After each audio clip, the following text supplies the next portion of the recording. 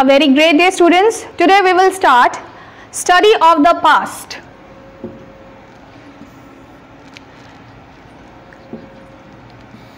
In this chapter we had why do we study history, the necessity, role of the geography and name of the land, sources of history, division of history and chronology of events.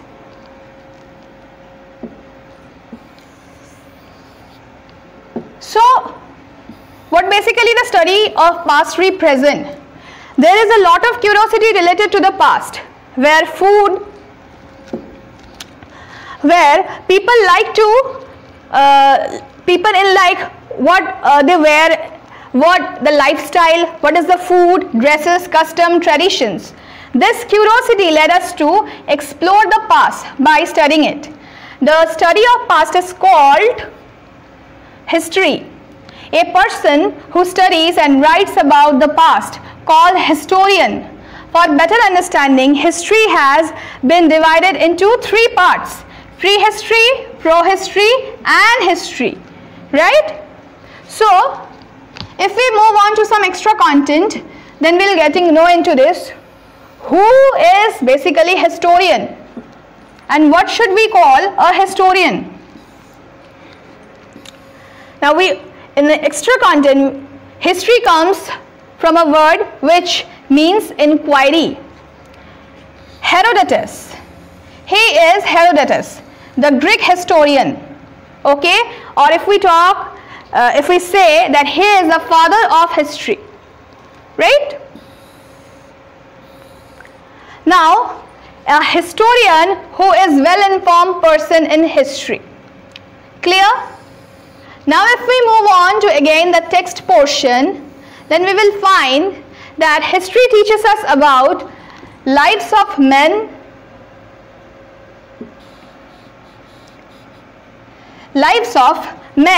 as hunters, farmers, merchants, rulers, slaves, artists, scientists. What games the children play in the past? What history stories did they hear? Did they have any toys to play with? History answers their questions too.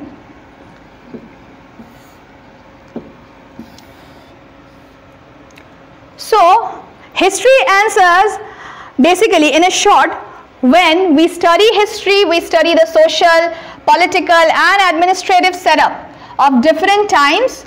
We compare the present time with the past to know and understand the progress we have made or the downfall we have seen, right? Now here, during this segment, just have a look, student. History comes from a word which is historia, which means inquiry, interestingly. The Sanskrit word history is itihasa, which means so indeed it was.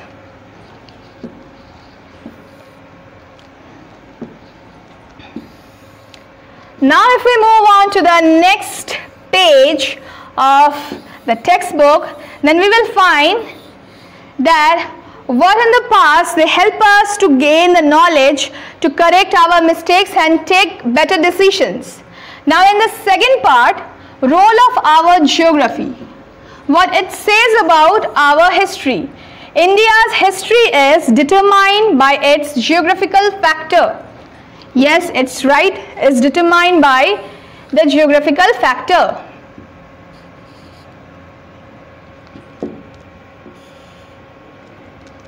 Just have a look, students.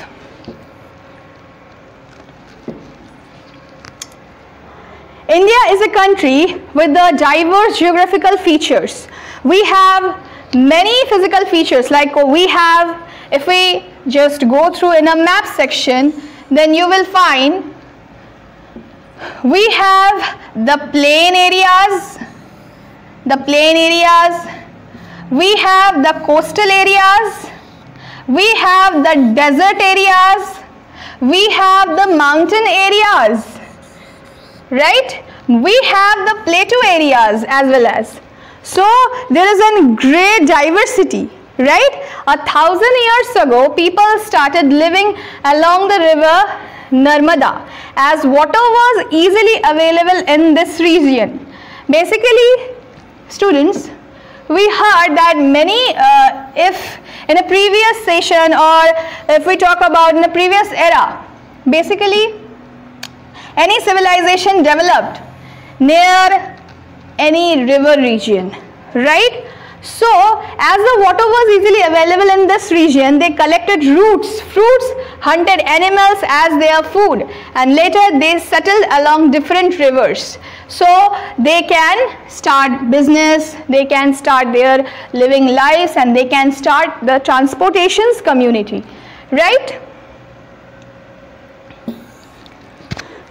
Now, they can easily in a near river area doing the agricultural thing, because we all know that in near river the soil condition of that particular area is kind of fertile to grow any kind of plant. The plain of Ganga and Indus are example of human settlements. About 8,000 years ago, people began to grow wheat and barley near Suleiman and Kirtihar hills in the northwest India. Where are the Suleiman and Kirtihar hills? Here, in the Pakistan region, right? Pakistan region. Pakistan region. See, in that two place, Kirtihar and Suleiman, right?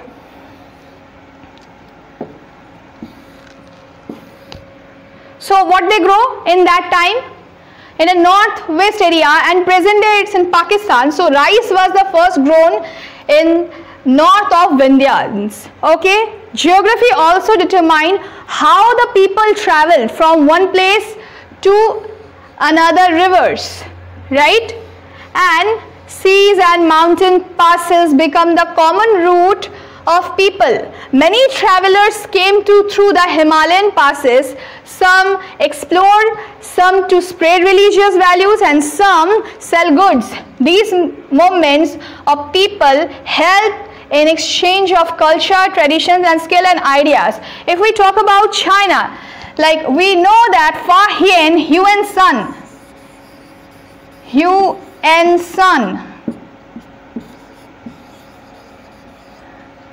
Fa Hien, Confucius.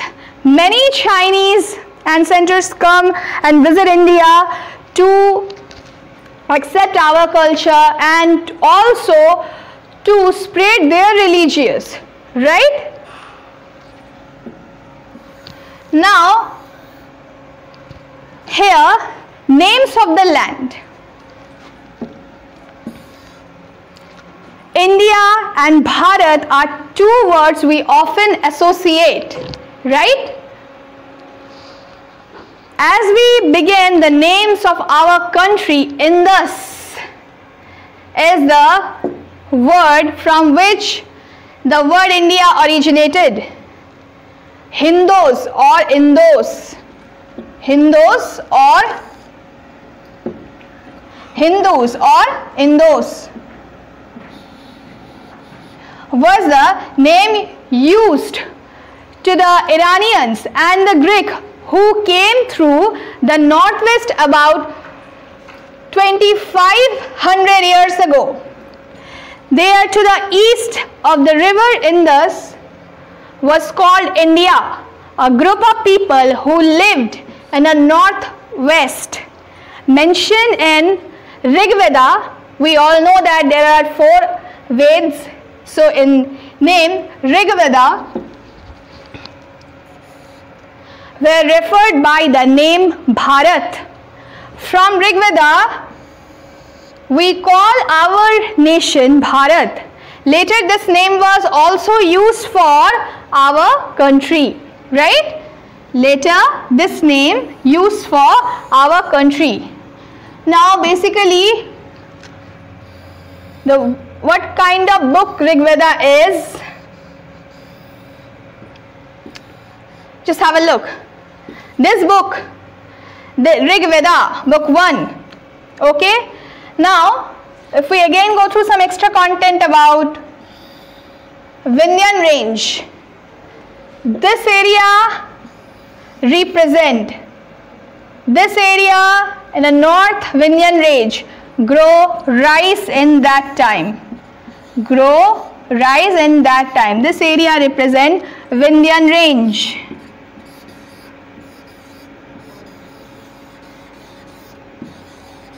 Vindhyan range. Right, students? Clear?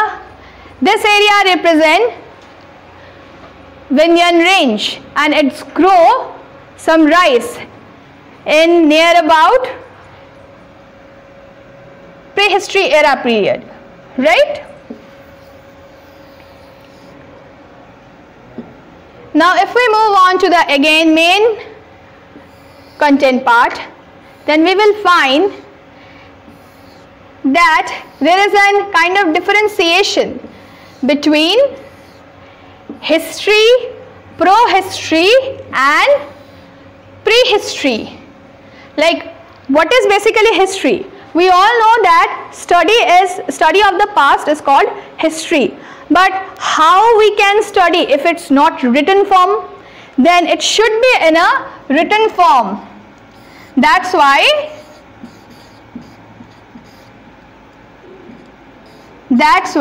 we called as a history. Now, what is basically prehistory? Before the invention of paper or papyrus, before the invention of paper or papyrus, when people are not used to write something, okay, they kind of archive some artifacts in that time called prehistory. And between that two times, okay, between the written period and before the written period, before written period,